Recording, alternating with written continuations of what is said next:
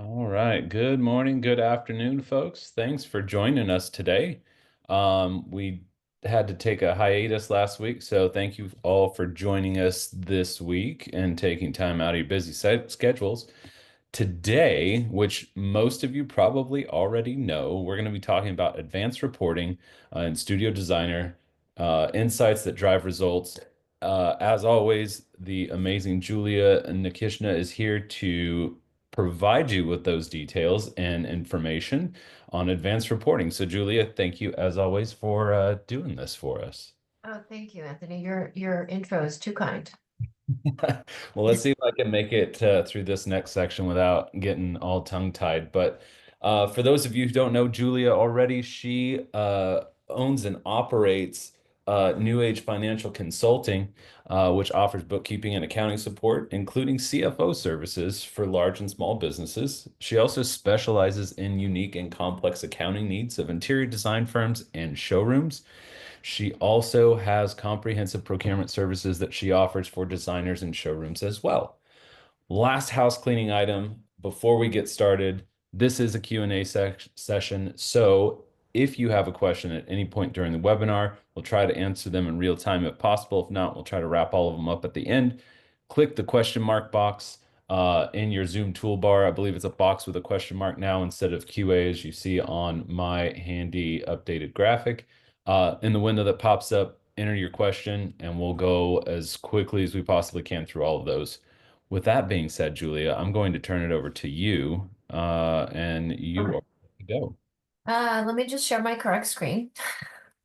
Here we go. Yeah, let's confirm. Good. We are good. See Studio item studio? is Okay, cranked up. Yeah. perfect. Good morning, good afternoon, everyone. Thank you so much for joining. As Anthony had mentioned, so wherever your Zoom toolbar is, you have a chat and a Q&A. Sorry, my chat for whatever reason is more visible today. In the Q&A box. So if you have questions throughout the session, just pop them into the Q&A. I do like to answer questions as they pop up. So that way, hopefully we're on the applicable screen or on the applicable report and can answer them in real time. So today's topic is what I would call tips and tricks on reporting, or maybe even some of the most utilized reports or the reports with the most functionality as well. So in terms of Studio Designer, I'm going to just start out here on the left-hand side under reports. And I'm going to talk about some of my personal favorites. And so I do have a lot. There are some that we refer to much more than others. And so I also would like to remind everyone, when you do go to reports, I like to go to all reports. It's how I like to see information. If I know I have obviously a custom report set up for a client, I will go into this tab. But just going into standard reports sometimes limits my view and then could create more back and forth, especially if I'm trying to explain something to a client. So in addition, so we're in all reports. So my all-time, and I do mean this, I say this all the time.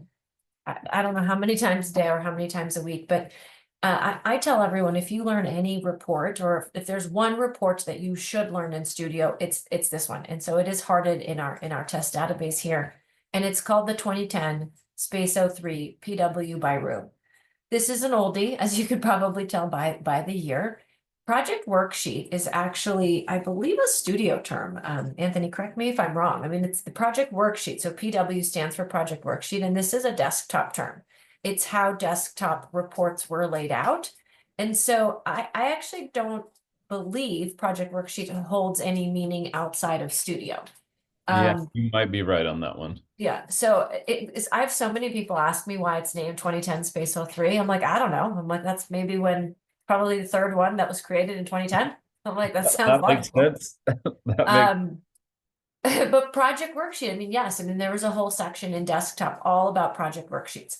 And so I actually like to describe it in addition to that, potentially like a way to think about project worksheets is thinking of an item report. So typically project worksheets, or maybe always, but project worksheets are item reports. So they can vary, but they literally pull from your item screen. So this screen in here, where whenever it's popping up. So 19th Street is my own test client that I acquired from Robert, but now I just call them my own. So if I go to all reports, I put the number in 2010 and my favorite report pops up. So 2010-03 project worksheet by room. If I click on it, whoops. So we're going to click on it momentarily. And we're going to filter by client. So I recommend looking at this report by client. We're going to add, again, my particular test client, Mr. Tom Hanks. He's really easy to work with and quite lovely. And look at his project worksheet by room. And so what does this mean and how do you use it and what do you do with it and when, etc. So the project worksheet by room in the format that I like is this one project worksheet, 2010-03 project worksheet by room. It automatically filters and displays client first, room second, item number third, and component fourth. That's the way it will automatically display. If you want the filters on the back end and under reports and edit reports and specify data, you could certainly rearrange those. But I would tell you that usually I would say it's not worth it. And that really is a great and clean way to look at your project. So this report is the same as your item screen. So, okay, but why are we looking at it in the report view versus the item screen view? So I don't think it's necessarily one or the other. It really should be both. The 2010 project worksheet is a very condensed and boxy, a more financial based, I think, report, right? It really consolidates everything. Everything is one line. You could see all the financials in one section. You could see if something was invoiced. So this is your project management tool. Ideally, you are looking at this report. I mean, I would tell you weekly. Like in a perfect world, if you come to me and say, well, I'm going to dedicate all this time to studio reports, what should I do? I would say to you, pick a day of the week. Monday or Friday tend to be the most popular. And you would be running this report by client. You could do a company wide, but I mean, it's a little bit, I mean, that could be aggressive. So like if I take out this particular client and I run PDF, mine is 161 pages. So I think this can actually be really overwhelming. And so I have no idea who 023 private residence is, but if this is a project that's 10 years old, I don't need to see it. I don't need to look at it. First of all, it should be made inactive if all the reporting is clean. But I want to concentrate my project management on my projects that are open. So I would recommend running this by client. And I would then recommend staggering to say, okay, well, 19th Street is active. I'm going to look at that the first Friday of every month. 20th Street is active. I'm going to look at that in the second Friday of every month and keep rotating because information in your item screen will constantly keep changing. And so this report obviously captures everything in real time. So by the time you look at 19th Street project worksheet, the fall in February, because the last time you looked at it in January, it'll have a whole new amount of information. So the first thing that I see on this report is that we have a lot of items without a room. This is blank. Again, I would say in a perfect world, you should never have an item in studio without a room.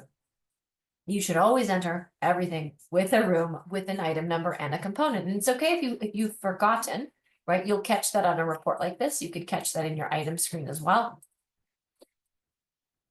The item screen default's the same. So everything without a room goes to the top, right? Because there's no alphabetical order for it to sort. So that should be your first, I would say, sort of step to say, okay, well, where am I in terms of organization? Is everything in a room? Does everything have an item number? Am I a first component office or am I a second, or am I not a first component office? That matters in your items and your components. When do I invoice? I can very clearly see on this report that things are invoiced and that things aren't invoiced. I could very clearly see the 6 financial columns. So right away, I know that I have a purchase cost, right? So the first 3 financial columns are related to your PO. So think PO, purchase, PPP. So always cost of goods here. The last 3, selling. So this is related to your revenue. This is related to your invoicing. These are your last 3 financial columns. If you scroll to the bottom, this report will very quickly tell you where you are from a cash standpoint, assuming all of your items are correct. Oh, I see the client owes me $337,000. Oh, I see I owe vendors $171,000. I cannot confirm if that is correct or incorrect. I'm going based off of the items. I'm going based off of the report.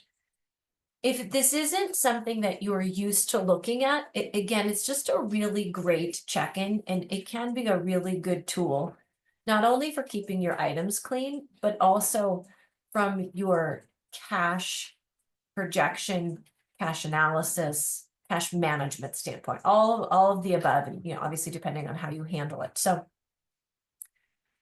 if I know that I have, and I don't know what my items look like, oh, there's an allowance. So this client paid for an allowance for accessories. I know that, let's assume that I need to actually put that into client deposit. This is a great report to catch that, because why is this here? Why did they not pay for Pottery Barn? I sent this proposal to them 3 times over the last 3 weeks. Oh, this is a reminder to follow up. So it is your tool on the, I would say predominantly on the project management side. That's who should be reviewing it. So it starts with the designers or the design office design, to the design side. And then it may wind up going to accounting, because there's issues on the accounting side that the designers don't know how to do. Let's say that they don't know how to move money, and they shouldn't be doing that. They're going to reach out to accounting to say, can you help me clean up the finances? I cleaned up all of my items. Everything is correct, but I need to move some money around. This is a great report. So in terms of filters to use, to say, okay, well, show me this is one of my favorites. Show me any item that has a client payment that is not blank, but the PO is blank. Because what does that mean? Well, it most likely means that clients paid for items. This is inventory. We can exclude inventory that we didn't order. We forgot. And that's okay, right? It happens. But this is your check-in. This is your double check. So even running the report without filters is always my recommendation to start off. And then when you're confident that all of your items are clean, that everything is where it needs to be, really start playing with the filters. So client payment, yes, but PO, no. Great report for somebody on the purchasing side or a junior designer, however you're managing your purchasing. This is also a really great report to run this way, to say, and again, I would exclude inventory. You could exclude time billing. How much money how much money have I taken in from clients that I haven't yet paid out? Probably be helpful if I put 19th Street in. We could exclude vendor is not inventory. I don't need to see anything related to inventory, not for my current calculation. So I don't know what's happening with this negative number down here, but I could, well, I mean, I do. So there's, you have some overpayments on items, but this is saying that I've collected all this money from clients, right? A good amount, $186,000, even take out the 10, 176,000, but I owe vendor 65. So what that also means is I have money in my bank account that's owed out to vendors. So if you're evaluating your cash position, a report like this would be something that you would utilize. Something else I think to sort of consider and think about is the priority colors, especially now that there's plenty of them, right? The priority colors are a really great tool, and they're a tool on your project management, right? So they don't replace your expediting codes. They shouldn't.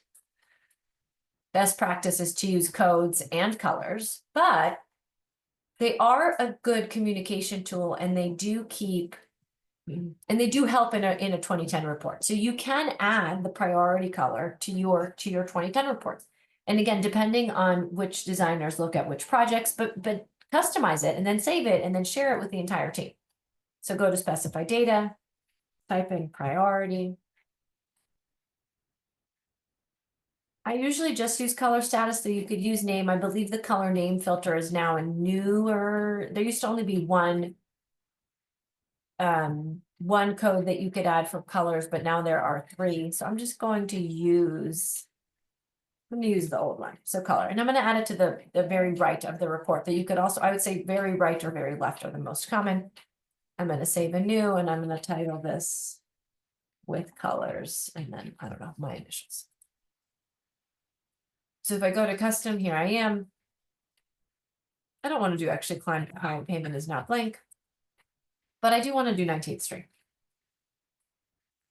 And so then if I'm sending this or the designer is pulling this for 19th Street, they're able to very quickly say and see where they're missing priority colors. I don't know what no means. Excuse me. This looks like it's approved, so it's a dog bookend. And so that's great, it's approved, but again, because of like the way the layout is for me is super easy. So then I know, oh, okay, great, this item is approved. Why isn't it on a proposal? I should send it out to the client. I should collect money on it. And so now that you've added the color in on the specified data field, you could then also filter by colors on your report filter section. So add more filters up here is your friend. Searching for filters is usually just the easiest way. So as soon as you start typing, and hopefully if you know how to spell, I'm going to add color status, I believe, right, is what I added. And so I want to see, is it green? Let's go to green. I don't know what's strong green. Oh, okay, here's all my greens.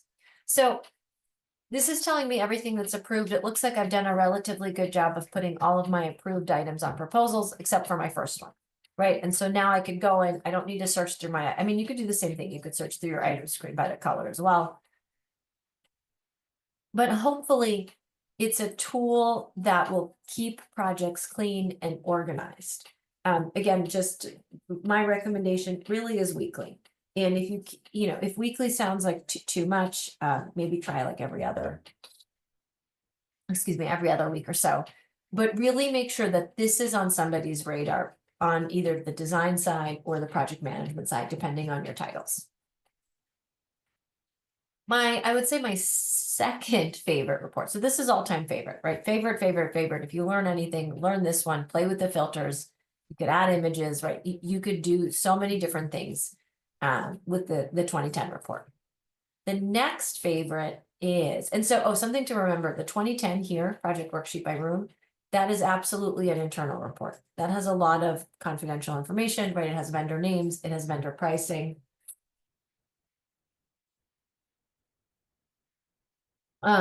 It would, and I would say never go to a client. Now, obviously, right, never say never, but it really would never go to a client. The client-facing report that is similar to the project worksheet by room is a report called the client total balance. So a lot of times too, for our firms as an example, we'll send both. We'll send the 2010 and a client total balance to different designers on the team, depending on structure. So this report is a replica of your item screen. It filters, I would say, in a very similar way. Everything that without a room will jump to the top. From there, the rooms are alphabetical. From there, the item numbers are numerical, and then components are back to being alphabetical as well. The client total balance is client facing out of the gate. And if your 2010 report is clean, your client total balance report is clean. If your item screen is clean, everything else will be clean.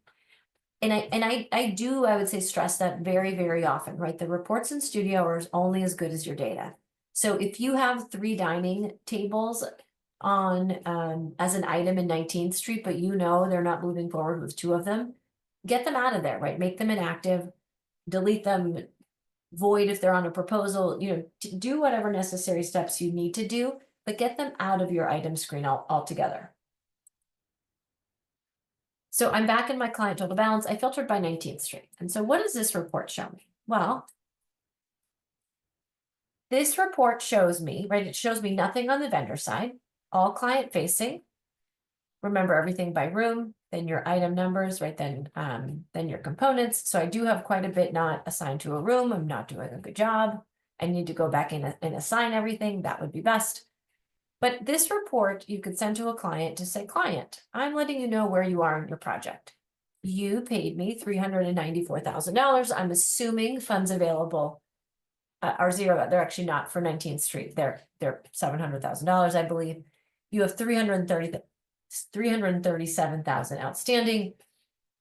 And you could either send this to clients like on a monthly basis. If you have price changes, great report to send to clients to say, hey, all of these prices changed on these 6 proposals. Please send me an additional check for the differences. Or you have all of these overpayments, right, on these other 7 proposals. Here's your net difference. Do you have any questions?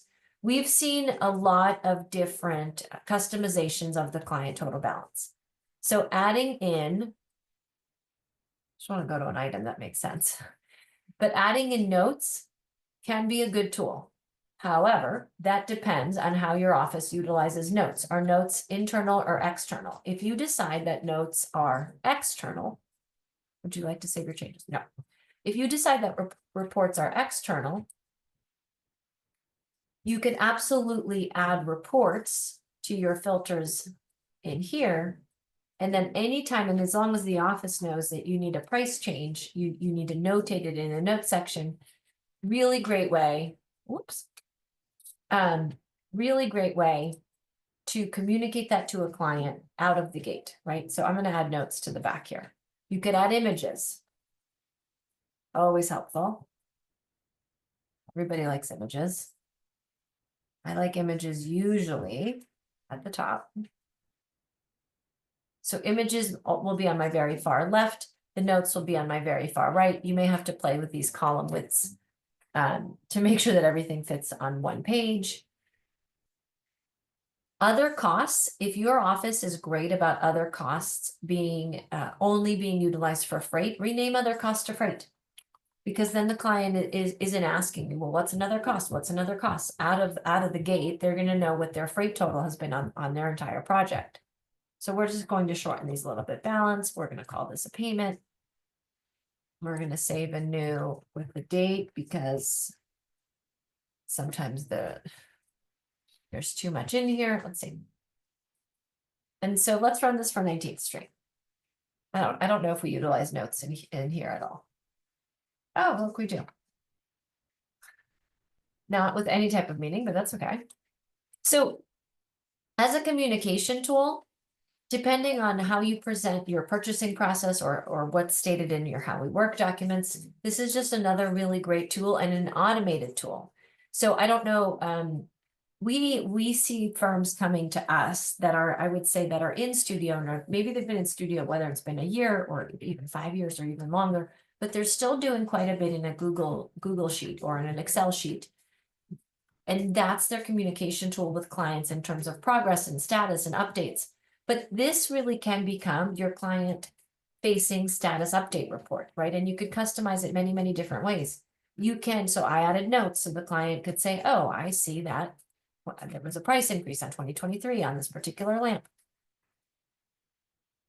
These are old. You could add expediting fields too. So if you have balances in this column, so as you see, right, my numbers are now running off that really bothers me. Like I would go in and I would fix all of the column headers to make sure that the width was correct, because this kind of stuff drives me crazy. Adding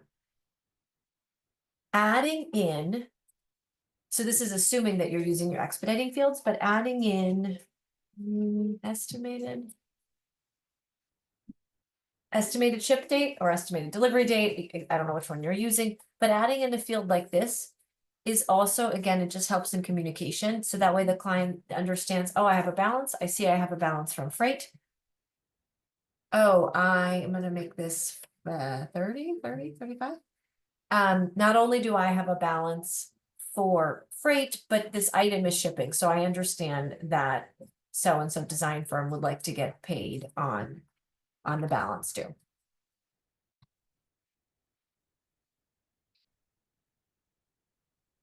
All right, and so I only made a couple tweaks here. Let's see if estimated ship date is used. Column width is not correct. But now this could replace your weekly client communication if that exists, or if you're sending something monthly, or if you're not sending something at all, just something great to really implement and utilize for clients to understand, right, where they are in terms of spend, how much do they owe, what's in progress, what isn't, lead times, etc. And you could make, remember, I'm only added just a couple of things, but you could add colors into here too. Like, so depending on how you utilize your colors, what do you want the client to see? What do you not want them to see?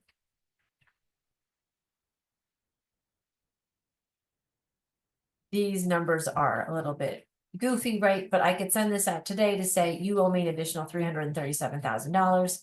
Also, right, proposals, and not like, in my opinion, I love proposals. They're beautiful, the images are great. But if a client paid a proposal, it can be very difficult. Well, especially if it's an existing proposal. I was just trying to find a big one. So if a client paid for a proposal, I like this one. We sent this to Grand Oaks. They paid $19,000. Yes, they paid $19,000, but they owed 20. This proposal will not tell a client how much has been applied to every single item. But if I was to use 10597, if I was to use my client total balance report as my communication tool, I could very quickly plug in 10597, send it to the client to say, you owe me an additional $162. And here's why, right? They see that right away. Oh, something happened with the rug pad. I don't know what happened. I don't know why they applied $33. Maybe the price changed, etc. So this becomes very, very clear. If you have multiple proposals to add, remember your is in filter is your friend. I don't know what proposals we have under 19th Street. Let's go see. Oops. Is in and is not in, or well, is not in, especially as the new one. So it's one of that's a great filter. But so 570, 569, 562. So I'm going to say is in 100, 570, 100, 569, and 100, 562.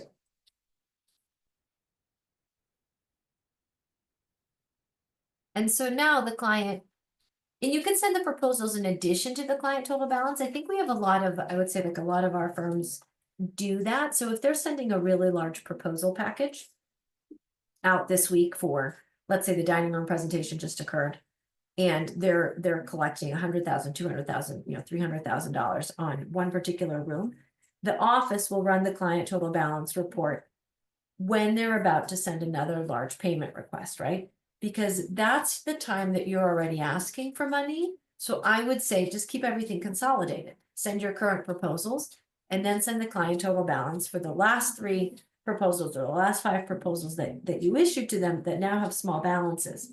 And because this report is by item, they could very quickly see how much they've paid and what their balance is. In addition, though, right, like if you like the way the proposal looks, send it in one package, right? Make everything combined. Send the proposal and send this behind the proposal, or send this first and send and attach the proposals behind this large PDF.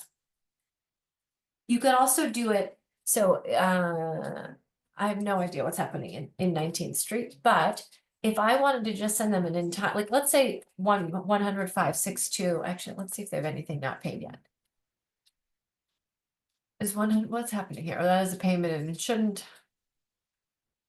Maybe it really doesn't matter for the purpose of the example. Oh, here, this one. 10538. Let's pretend that one we just put together. And so they haven't seen that yet, but they're asking some questions and they want to know some balances, blah, blah, blah. I'm actually going to send them a client total balance and I'm going to put this is in and I'm going to change it to is not in. So it's going to include everything for me except 10538, right? Because I want to send them a total history of all the items that they've approved so far. So right, super easy, super simple, generate it, send it out. Again, I'm not doing a good job with my images. I'm not doing a good job with my rooms, but clean all that up first. Sometimes the fake items are super funny. Make sure your column widths look normal. This is something you just have to play around with and add in any additional information that you see value in. So again, another really great report to add to your weekly review. I talk about the following report, I would say probably too much, but under legacy, live your financial reports. Now we have lots of webinars about closing the year and reviewing specifically the finance side, closing out the reports that need to be, or closing out the financials and making sure your data is where it needs to be. If it's not in your habit or your workflow to pull the client deposit, is this a weekly report? No, not at all. But should this be on some sort of list of a monthly, quarterly, year end? Absolutely, which is what, I mean, I push it heavily for year end. And I say the same thing. If it's not on your radar day to day, that really is okay, but it should be on your radar on a check-in basis. So pull your client deposit. So we went to legacy, we went to client deposit. Again, legacy reports are, I would say, the older reports. So this 50/40, same, this numbering is from the old system. Click on the 50/40 client deposit, and I exclude zeros. Actually, I don't like to see my zeros. I find them bulky. I don't look at any of my financial reports with zeros. And as soon as I hit PDF, what is this report telling me? So this report is letting me understand, I would say, a number of different things, some from the project management side, some from the accounting side, really even some from the tax side. So it has these 5 columns at the top. Your first column is always the funds received from a client, total. So Mr. and Mrs. Tom Hanks, they've given us $1.2 million thus far to date. That's assuming that everything in your database is reconciled, everything is clean, there's no unreconciled deposits, there's no transactions and questions, everything is where it needs to be. From there, this total bucket is divided into these 3 buckets. So out of the 1.2 million, Tom Hanks has approved, again, assuming this is our process, $75,000 worth of, well, $75,000 that went to items. So this 75,000 lives in your item screen. It's attached to different items. In theory, those items should be on proposals. They don't need to be. I mean, they should be, but they don't need to be. The system's not going to stop you from applying money in to items without proposals. But if you had a really good item flow, an item would go in first, an item would go on a proposal second, the proposal would be sent to the client would pay. So that would be your flow. You would never put money on an item without it being sent or being at least on a proposal. Then the system is saying, okay, well, out of the 1.2, how much is on invoices? So 332,000. Normally this would mean time billing invoices and any items in your item screen that have been invoiced. They've been converted to invoices and they're no longer sitting in work in progress or client deposit, vendor deposit on your balance sheet. They're out of those buckets and the revenue's been recognized and the cost of goods has been recognized. So that's here. Then you have this super fun bucket called funds available. And this is telling you, so you could actually see the same view in any of the clients. So in any of the client IDs, so go into a client ID, go to codes, here's your view. This is telling you the exact same thing. These numbers are obviously added together, so you can see total funds received across all clients, total amount on proposals, total amount on invoices, and total in funds available. So this number here is super important. This is saying to me that I received $2.5 million. Holy moly, that none of that's been applied to clients yet. I better have that in cash. I better have that in cash in some way, shape, or form, because most likely that means it is utilized in the future. So this 832 for this particular client is available to be applied to items, to proposals, and to invoices. And then this last column, client deposit. So this is the number that goes to your balance sheet. So we'll pull your balance sheet. Actually totals proposals and funds available, because client deposits are living on your balance sheet. And what that means is it's not recognized as revenue. It's in flux. How you manage that depends on a number of different factors. How do you manage your taxes? How do you manage cash or accrual? What flexibility do you have? How comfortable are you?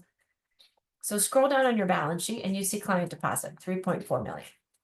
So this 3.4 million here should always tie to your subledger, the detail of the client deposit. Ours doesn't, by the way. So I'm off by a little bit, right? This says 3.473. This says 3.483. I have a discrepancy. I would need to go find it. You'd need to go digging in your GL. This isn't the webinar for that, but again, in your database, they should match. If they don't, bigger question, bigger conversation. You could try to find it on your own. You could reach out to support to assist with that. But really, before you file your tax returns, they should match. The reason the client deposit report is such a critical piece of keeping the financials clean, right? Is it tells us very quickly if we have projects that aren't closed out. So let's actually go to, so John Q. Adams has $11,000 in proposal deposits, but I know that project ended 2 years ago. So something is wrong. And this is pointing it out to me very quickly, very quickly. And they're also, so they also have $3,800 in funds available. Why? I don't know why, but I know I don't owe John any money back. I know they closed their project years ago. Somebody didn't finish cleaning up the 2010. Somebody didn't finish invoicing. If I invoice today, what does that do to my income taxes and my revenue and my cost of goods? But at least if you could generate this report, you could hopefully identify your problems and then come up with a plan of actively handling them. If you look at this and you say to yourself, okay, everything that has a number associated with proposal deposits really truly is correct. All of these are ongoing projects. I haven't installed any of them. I know this is real, then there's nothing to do here. This 934 really is proposal deposits, which would mean work in progress. And this 2.5 really is funds available. They can be applied to future items, proposals, or invoices, and there's nothing for me to do. My inclination it is that's typically never the case. Even in sort of like the best databases, there's still something lingering, or a question, or somebody didn't know how to do something, or a credit, or an item that has a negative proposal deposit because it was invoiced and then voided. So check in on this. The longer you wait to check in on all of these totals and all of these projects, the harder the cleanup will be, right? I mean, from my perspective, we see that all the time, and I would say too often, because this isn't on somebody's radar, right? But I will also mention, and not to sound like a broken record, but if your 2010 report is perfect, your client deposit report will be perfect. So they all trickle down. I wouldn't start with your client deposit report. I would absolutely start with your 2010 report. And before you even look at your client total balance, I would also start with your 2010 report.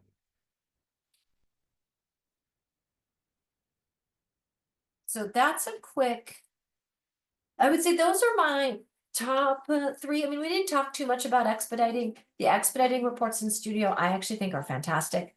And if you go to all reports and just type in expediting, you have about 10 or 12 expediting. Oh, so this one is mine. You have 10 or 12 expediting reports that come with the software. These are really good starting points for you to decide which expediting fields you like, which ones you don't like. And if you're running expediting somewhere else, especially, let's say in a Google Sheet, perhaps, hopefully utilizing your code section, in theory, right, should be much more efficient for you. So every item under codes has all of your expediting dates. And so these fields, in some capacity, in one way or another, flow into these expediting reports. Remember, everything is customizable. So you could change fields around, you could add them, you could subtract them, etc. And from here into your expediting report, you could add your colors. Again, colors are super popular. I think we usually start out with the top two, but I would say firms that are actively doing expediting in Studio, they are absolutely customizing the reports. So we just recommend looking through the ones that exist here for you to say, okay, I like this, I like this, I don't like this, I don't need an invoice number. You could add a balance due column into your expediting report. So your expediting report too can be internal, it could be external, and it could even be a custom report that goes to your receiver. So you would have more than one that would be custom to you and your firm. The entire team would need to agree on which expediting codes fields you want to commit to using. So in this section here, you have quite a bit, right? I don't know, what does this look like? 20, 10, 15? You don't need to use all of them. I would say most clients don't use every single one, but if they are using them, they're using the same code consistently. Because what you want to get, or what place you want to be in, is you want to be able to run this report to show, I don't know if estimated ship date is filled in. To say, well, Studio, show me any item with an estimated ship date from 1/1/25, I don't know, to the end of the year. Because I know my install. Oh, I don't have any items. I probably have them from 12 years ago. Um, I know my install is happening January 1st. I need to make sure that these items that have not yet shipped are going to arrive on time. For Studio, show me any item where the delivered date, again, these are just some common quick tips. The delivered date is blank. Because if the delivered date is blank, that means the item hasn't been delivered. That means I need to follow up. That means I need to go to these particular vendors and ask them what happened, where is it, what's the estimated ship date? We've not been doing a good job utilizing our delivered box. But that's a good starting point. So even if you take anything away from today or incorporate any one of the reports, I think adding those into rotation can be immensely helpful and hopefully will create efficiencies. I mean, that's always our goal, both for ourselves and clients, to ensure that the team is autonomous. They know how to look at information, they know how to find information, and they're structuring their processes around the availability of the features of the software, meaning, and that would be Studio Designer. So let me know if you have any questions, just drop them into the Q&A box. If we don't have any questions, we'll wrap up a few minutes early. Anthony, do you have anything to add? Do you feel like that was, Um, those are like, I tried to talk all about my favorites. yeah, no, honestly, two things. I think it's funny when people have favorite reports because reports and data like drive me nuts. So, because I'm constantly dealing with reports and data all day long. So I find it amusing that you have favorite reports, but makes total sense. Outside of that, no, I think that was really good. I think a lot of what I see on the support side is that we have a lot of like new users that aren't familiar with reports, especially when it comes to things like, a project worksheet. Like what even is that? Especially if it's not an industry standard term. So, Yeah. things like that are really super helpful. But it looks like we do have a question here. How can we receive a recording of this presentation? Well, that's my department as well. So, Yeah. as soon as we wrap up here, the recording will finish. It'll download. I have a team that actually manages all of the email communications in terms of our pre-recorded webinars. So if you registered, you will get a copy emailed to you to the email address that you registered with, and it should be out there by the end of the day today. Oh, perfect. There's that Yeah. one. So the 50/40 client, so there's a question about the 50/40 client deposit. So someone is just saying that they've never looked at it. Mhm. And how do you explain how to track down the funds? I mean, that's a great question. That could probably be its own session. But even to start out with, so let's go to the 50/40. Let's go to no. So I don't want to look at my zeros. And let's just assume Tom Hanks is messy. Let's go to John Adams. So I know this project closed 3 years ago. I could see that whoever was managing this particular project didn't invoice everything. They didn't do a good job. So if there's money in proposal deposits, the easiest way to find it is to go into your item screen.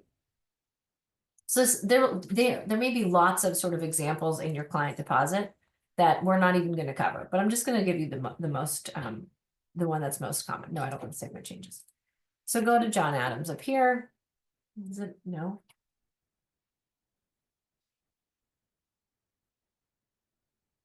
Oh, he is Adams. No, it's, oh, I wonder, I bet John Adams is even, not only were they archived, but they were archived with money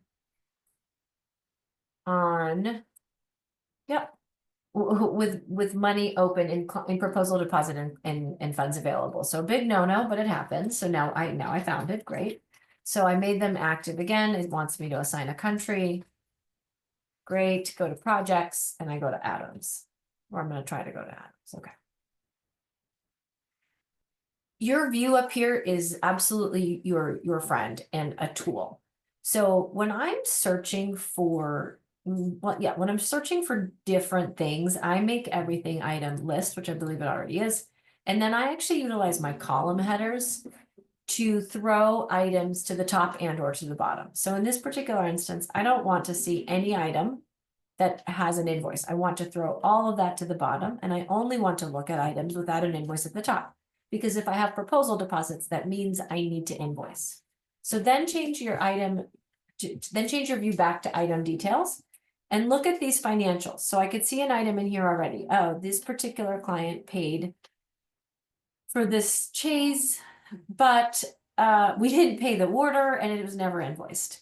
So this will most likely be a research project. Well, why did we ever order it? What happened? Did they get it? But in theory, to clean up at least the proposal deposit, you would just select the item here and you would invoice it. So you would keep going. This item has no financials. You could probably make this inactive. There's no order, there's no financials on it, nothing needs to happen. This item doesn't have any financials, it has a proposal, I would void the proposal, I'd make the item inactive. I have another 524 in proposal deposits on this item, but again, I wouldn't necessarily invoice this out of the gate. I'm going to cause an AR to appear. I also have no PO, something seems odd. This has no financials, I'm just gonna get it out of here, I don't wanna look at it.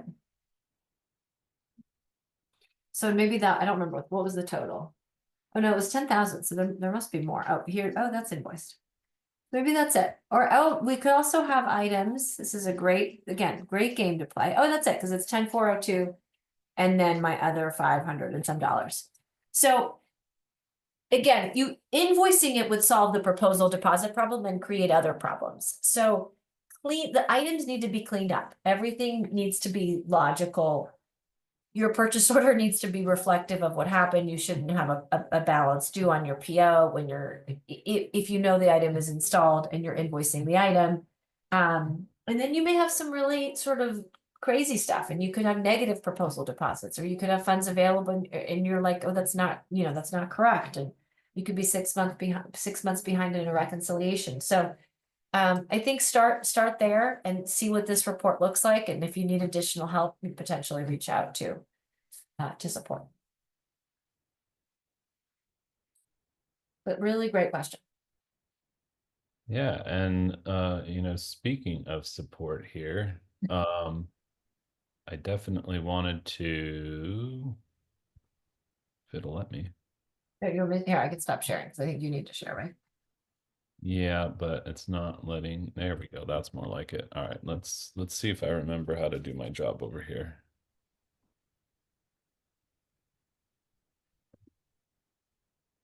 Okay, share and all right. So with all that being said, why is my screen not being shared now? Hang on.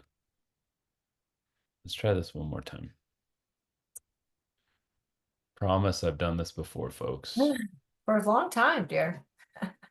It would seem Actually, like, years. yeah, it would seem like it, huh? Nope.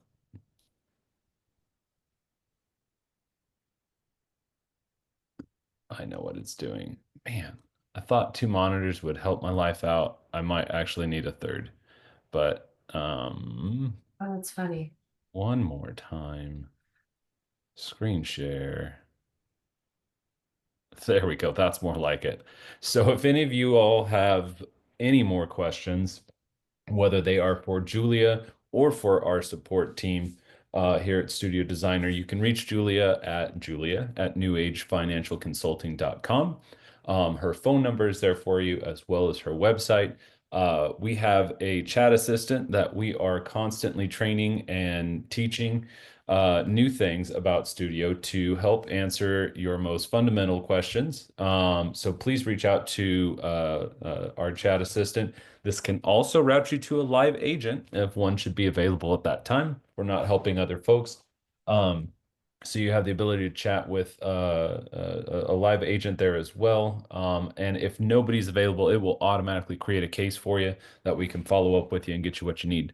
Other than that, we wish you all a great day, great rest of your week. It's almost the weekend again. Yeah, join us next time. Thanks so much. We appreciate you. Thank you.